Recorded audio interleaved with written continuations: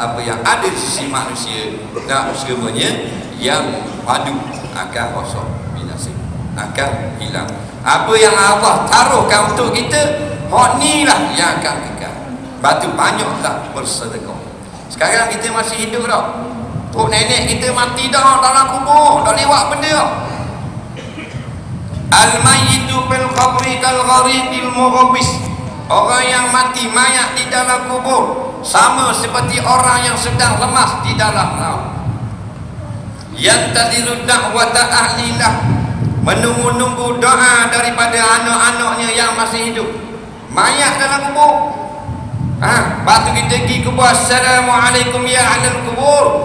Nabi kata Allah kembalikan roh, dia dapat jawab salam. Waalaikumsalam, dia jawab. Faham? Seronoknya kalau orang mari kubur, belum baca doa lagi, baru beri salam. Kerana salam juga adalah doa. Nampak lapar dengan isim, tapi maksudnya adalah fi'il, iaitu doa. Faham? Dia mau kita atuk kita mati dah, dia boleh baca Quran? Tak boleh, dia mati dah. Dia nak puasa boleh tak? Tak boleh. Dia nak derma? Tak boleh. Nak mari masjid dengar malam ni? Tak boleh. Ni ayat wa allaisa lil insan illa ma sa'a. Dan tidak ada lagi bagi manusia itu melainkan apa yang dia telah usahakan. Yang ni bila dia mati dia tak boleh berusaha. Tapi kalau kita doakan bagi dia boleh tak? Boleh. Nampak? Laka kita ni ada modal yang paling berharga. Yang orang mati semua tak ada modal ni, iaitu kita masih ada nyawa.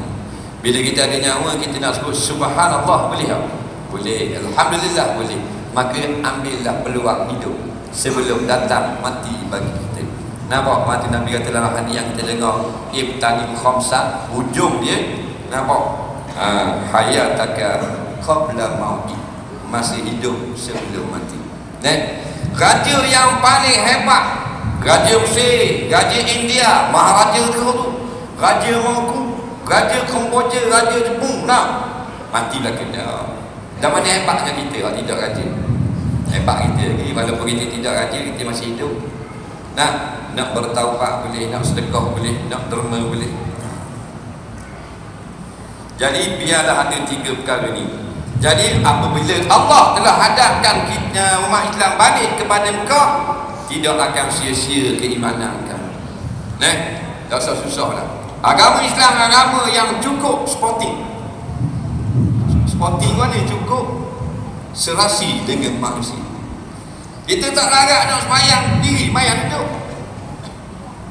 Semayang sunat boleh tak? Semayang duduk boleh, walaupun kita larat berdiri. Semayang sunat boleh, semayang duduk. Semayang terawih tak? Nak semayang duduk satu masjid boleh. Terawak sekali tahun ni masjid ni. Boleh tak? Boleh, tak haram. Cuma ajrul qa'im nisfu ajril qa'im atau kama qala. Pahala orang semayang duduk separuh pahala berdiri. Kalau kita mampu solat sunat. Solat wajib tak boleh duduk setelah tak larat berdiri. Tapi solat sunat boleh pilih. Nampak?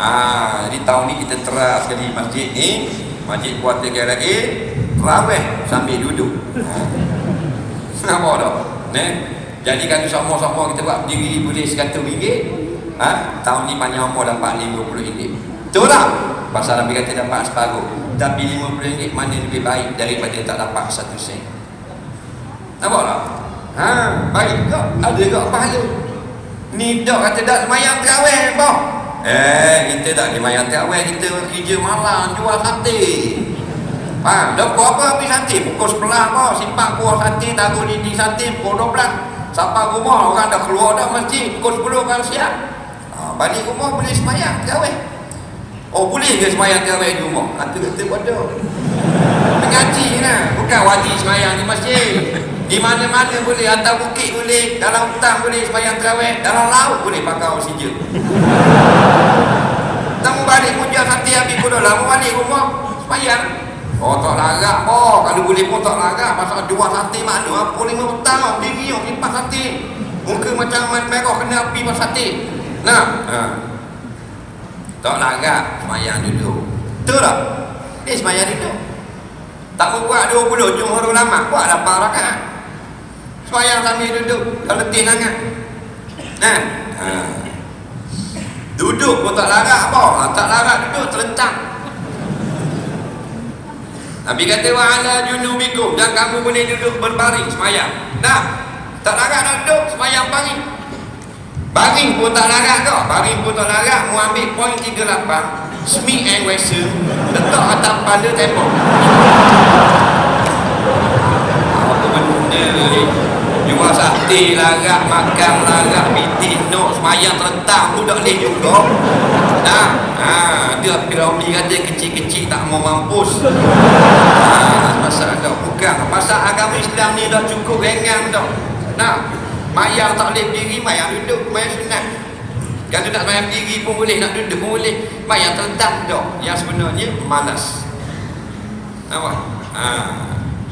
Kita muhasabah sendiri lah, kita hamba Allah atau hamba bitik, hamba duit. Kita tanya diri masing-masing tu, kalau hak jabat aku duduk kerja esok tu, lusa ni Isnin ni buka jabat dia, aku pergi jabat tu kerana bitik ke kerana akhirat? Jawab akhirat ke bitik? Bitik. Tak salah lebar lah. Tak salah berlakuk lah. Ni bukan RTM. Ni masjid. Nampak? Kerana bitik. Taliknya kalau free kita masuk jabat. Tak usah kata free, bayar mahal, tapi bayar di akhirat kita tak kerja tu. Awak kata tak apa lah, awak nak kerja dengan syarikat saya, awak kerja dulu mana? Oh, saya kerja di PJ dulu. Tak apa, awak kerja sini pula, KLIA. Saya bayar awak 2 kali gaji. Dulu gaji apa? Lalu RM1,500, saya beri RM3,000. Bayar apa RM3,000 awak? Tapi bayar pada masyarakat. Dia nak kerja tak? Tak, mampu dah pergi. Turun dari pejabat kata, mana boleh kerja? Gila punya toket. Gila dia kata. Faham tak? Pada apa? Bayar pada masyarakat, siapa nak kerja? Sekarang ni yang kita berpeluh-peluh ni lah. Keluar pagi balik malam, keluar malam balik pagi, keluar tengah malam balik tengah hari, keluar tengah hari dah balik-balik. Pasal ni yang ketah tu. Kalau pahala, tak percaya pergi tengok ni tepi-tepi dinding orang nak tengok. Duk tengok poster malam-malam tu kan. Siang ni baca pagi-pagi, kerja kosong ada tak? Banyak kat dinding-dinding. Atas tu ni dilarang tampal. Bawah banyak. Jawatan kosong kerani gini 5,500. Jawatan kosong operator bilang 800. Nampak? Ni pilot, driver bank 1,300. Ni driver kapal terbang 14,000. Orang pun tengok minat. Orang minat hak nombor ribu-ribu tu. Betul tak? Orang tak minat jawatan tu, gaji tu. Kalau jawatan orang minat, dah percaya pergi tepek malam ni. Kerani kilang. Nampak? Tiada gaji tapi pahala.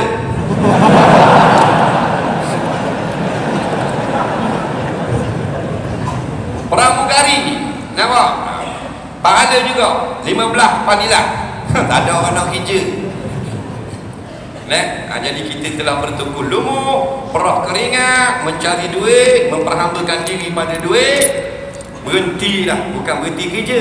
Kerja terus dah, tapi berhentilah hati kita hadap menjadi hamba duit. Kita jadi hamba Allah pula. Mudah-mudahan kita mati dalam keadaan telah pun menjadi hamba Allah. Wallahu a'lam. Kita ada sejam, boleh? Sejam lagi boleh? Jadi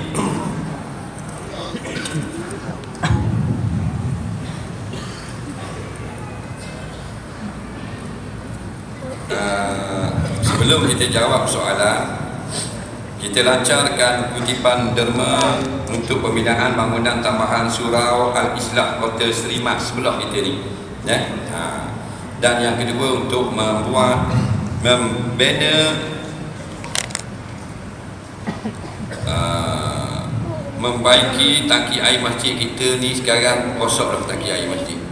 Jadi mudah-mudahan sumbangan tuan-tuan pada malam ini dapat menjayakan dua matlamat kita, iaitu nak tambah surau Al-Islah Kota Serimat sebelah kita ni dan nak buat tangki air. InsyaAllah kita ada masa 1 jam lagi, boleh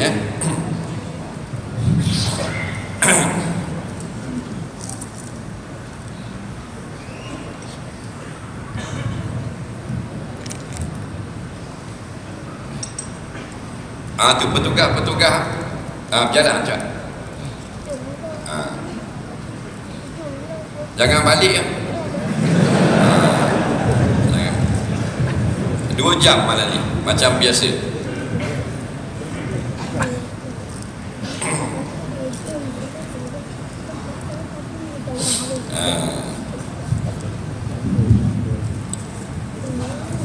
Sambil-sambil kita menderma, sambil-sambil kita mendengar soalan-soalan yang telah diajukan.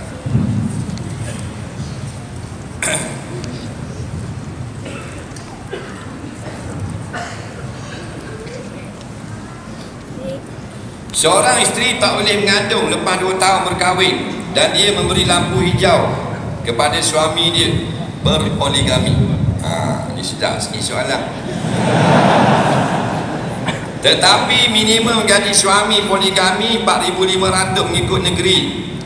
Tapi suami gaji hanya 2,500. Isteri pula tak rela diceraikan. Buana tu Ustaz. Ada alternatif lain tak? Isteri tidak kisah sebab dia pun kerja juga. Baik, dia kata sini isteri dia tak boleh beranak dah. Ada masalah technically dia panggil. Jadi suami nak beranak, isteri tak boleh. Jadi isteri pun kesian ke suami, beri lampu hijau. Lampu hijau apa orang buat misal dengan beri lampu hijau?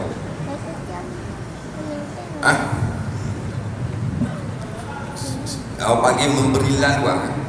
Kalau kita sampai light merah boleh lalu tak?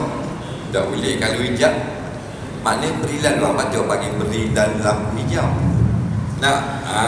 Minggu tak ada saya sebut. Sempat ya. Jadi beri kebenaran izin kepada suami untuk poligami. Suami nak poligami, si borang poligami di pejabat agama, borang tulis gaji minimum 4,500. Faham lagi? Ikut negeri lah. Ada negeri buat 6,000 ke 8,000 ke. 4,500 boleh kahwin 2, 3 dah boleh.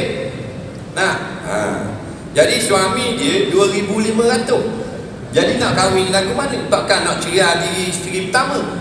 Faham lagi? Jawabnya boleh dirundingkan dengan mahkamah syariah. Boleh.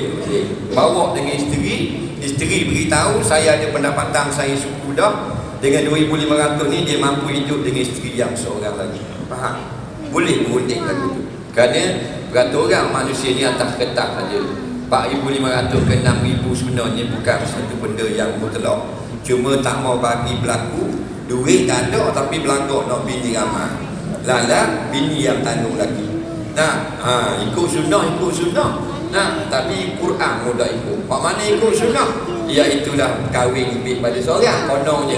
Tapi Quran kata wajib beri nafkah, mudah beri nafkah pasal duit tak cukup. Jadi kerajaan pemerintah buat undang-undang maksimum dan minimum gaji. Ini untuk maslahat para isteri sebenarnya. Tapi kalau kita nak nikah juga, isteri itu rela pergi ke pejabat parti, boleh bincang, tak ada masalah, mudah saja. Saya beli kereta second hand daripada orang bukan Islam. Dia beli anjing dan takut pernah masuk dalam kereta. Baik, dia beli kereta second hand, kurang dia orang kafir yang beli anjing. Jadi dia bimbang kokok anjing tu masuk dalam kereta. Tuan kereta memang masuk dalam kereta, jangan apa bawa keluar gitu. Jadi dia bimbangnya anjing dia tu. Adakah wajib kena basuh dengan air tanah? Jawabnya tidak wajib selagi tidak ada kena najis kepada kereta. Dah bimbang pada pekak tidak perlu dilayan. Yang kita kena basuh, kita tengok anjing itu kecil yang tak kosek, anjing itu ludah kena pada pintu dan sebagainya, wajib basuh. Kalau kena gedak, masuk gedak, al-aslu al-adamu, asal tak ada. Faham? Kalau dak mesti bila beli anjing masuk dalam kereta. Macam orang kau. Pasal orang kafir ni dia beli anjing, banyaknya dia tak bawa anjing dalam kereta.